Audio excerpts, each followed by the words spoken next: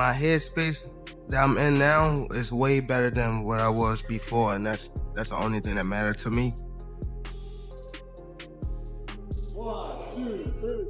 Ah! You know, it's so economical. Like, he puts pressure on guys without throwing too many punches, and then he starts to figure holes out, and the way he can explode and move in with one shot, my God. No, all-time great heavyweights, all right? And it shouldn't be.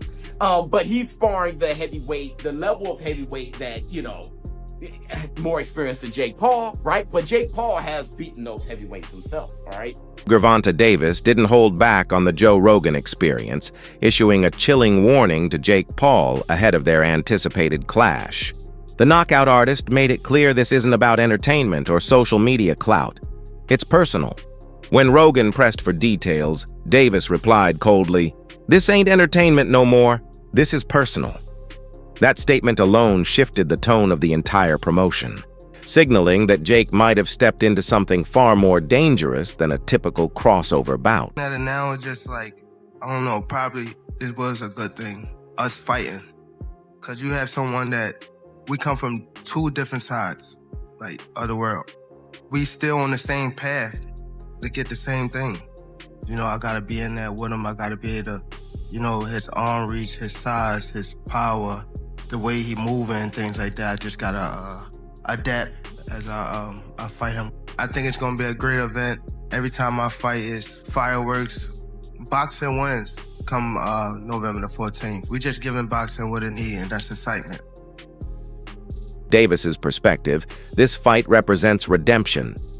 After his controversial draw against Lamont Roach Jr. in March 2025, the first non-victory of his career, critics began to question whether the aura of invincibility around Tank was fading. This matchup in his eyes isn't just another payday. It's a statement. Even if it isn't an officially sanctioned title fight, Davis sees it as a platform to remind the world that he still belongs among boxing's elite and to silence anyone doubting his legacy. With Tank, first off, don't watch Tank. Don't do it. You know what I'm saying? You support it, then what you doing? You can't not support and support at the same time, right?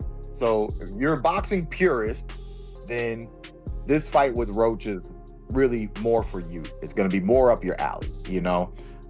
If you just like all entertainment, all fights, all hypes, all everything, then you're going to want to tune in to the Tank and Paul show there, you know, because that's all for entertainment. What does it say? For entertainment purposes only, right? It's just say like somewhere in the small print of the promotion. For entertainment, don't do this at home, kids. You know, sometimes. Disclaimer. Yeah, disclaimer. For entertainment purposes only, you know? So, you know, it's money-making purposes only. Jake Paul, on the other hand, has publicly admitted that facing Gervonta Davis is the toughest challenge of his career. Despite having the advantages in height, reach, and natural size, Jake acknowledged Davis as a top 10 pound-for-pound fighter with world-class skill, timing, and knockout power.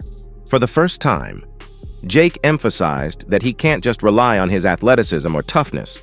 He needs to reach a new level of focus and discipline to survive in the ring with someone like Tank. A fight that I've actually ever been, because I know how good these people are that I'm sparring, and being able to see how good they are and knowing how good Tank is, it's actually going to be my toughest test to date.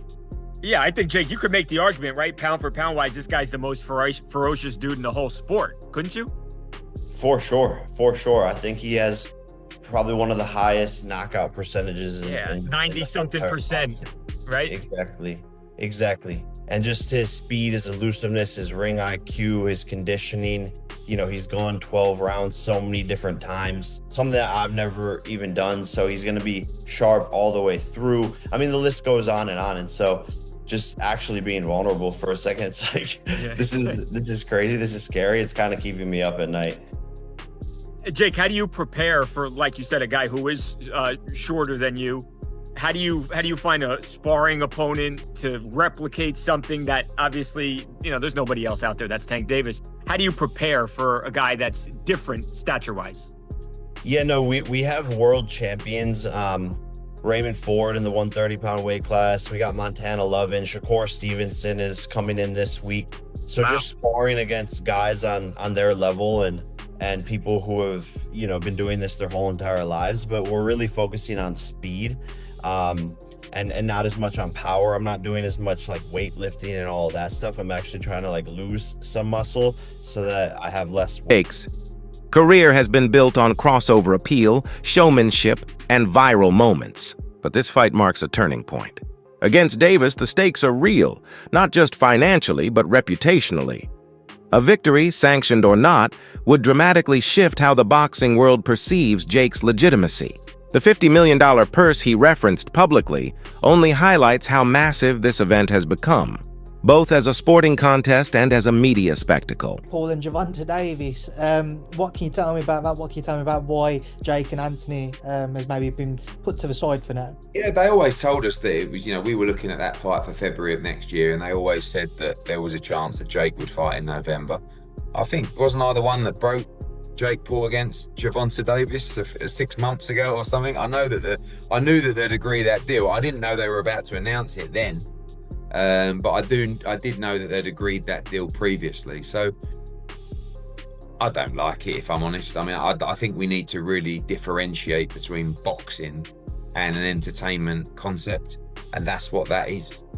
It's a freak show, it's entertainment, it's a lightweight fighting a cruiserweight, you know, with, I don't know, is it bigger gloves and certain minutes per round. I don't know what it is, but you know, I understand the market and I understand this freak show shock kind of the world mentality of people potentially tuning in. Is that a step too far? Maybe. I mean, I hated Jake Paul against Mike Tyson, but it did massive numbers. I hate Jake Paul against Gervonta Davis. It'll probably do massive numbers. So that's when you really have to differentiate yourself between, just because you don't like it doesn't mean it isn't going to do good business. Now, whether you want to be involved with it is another kettle of fish. I don't want to be involved with it, but I do respect the fact that it's going to do big numbers. It's just not boxing. Meanwhile, Jake... In preparation for this showdown, Jake Paul made a headline-grabbing move by adding Shakur Stevenson to his training camp, a three-division world champion celebrated for his defensive genius and ring IQ. The decision stunned fans and analysts alike. Stevenson's involvement means Jake is prioritizing strategy over strength. He wants to sharpen his timing, speed, and boxing intelligence instead of depending solely on size or brute force. This partnership suggests Jake is taking the matchup more seriously than ever. Sparring, you know, we got some great guys coming in. Some really experienced southpaws that are smaller. I think Montana Love is coming in. Shakur Stevenson wants to come in. Jermaine Ortiz. We're gonna hit up Erickson Lubin, some of these guys. So we're just gonna bring in a plethora of fighters that are fast. While most training footage has been kept secret, a few details have surfaced, and they've sparked controversy. Gervonta's trainer has criticized the bout's configuration, especially the use of 12-ounce gloves and the exhibition-style setup. With a noticeable weight gap between the two, he argued that smaller gloves or modified rounds would have made the contest fairer. Regardless, both fighters agreed to proceed under the finalized terms: 10 3-minute rounds, standard 12-ounce gloves, and no headgear. Versus tank fight is getting really weird.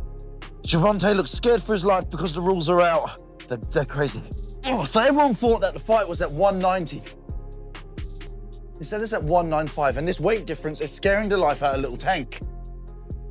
Over 10 3-minute rounds. I said it was 190. The next dispute comes with the gloves. Little Tank is used to fighting in 8-ounce gloves. Baby glove. This fight will be in 12. Hands might be too small.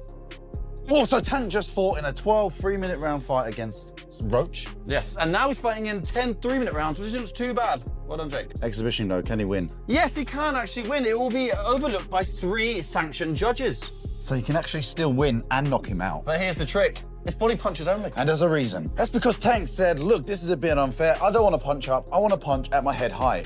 Where does it fall? At Jake Paul's belly. Oof. So apparently we've heard there's no knockdown rules, but aside from that, it's a pretty well-rounded fight. Oh yeah, and there's some drug testing involved. But Jake Paul for the win. My only concern is, you know, the gloves. You understand what I'm saying? Because we don't fight in 12-ounce gloves. We don't use 12-ounce gloves. That's training gloves, you know what I'm saying? I'm like, that's 2 pounds away from Jake. He fights in 10s. Tank fighting 8s. So he losing 4 ounces. So my thing is, I said, they said, put Tank in 8s, put him in 10s. That makes the fight more interesting. You get what I'm saying? And we'll go from there because I understand. And I brought that question up to one of his handlers. They was, no, we don't want to do no mixed match. It's supposed to be expedition. Why's it matter? What, you know, now y'all want the wins and the loss. You know what I'm saying? All these prescriptions, but you want to be great. Being great is really pushing the envelope. You know what I'm saying? You know, Tank don't really care, you know? So when I brought this up, he said, dang, facts. You know what I'm saying? So again, you know, he can weigh the 10s and we weigh the 8s.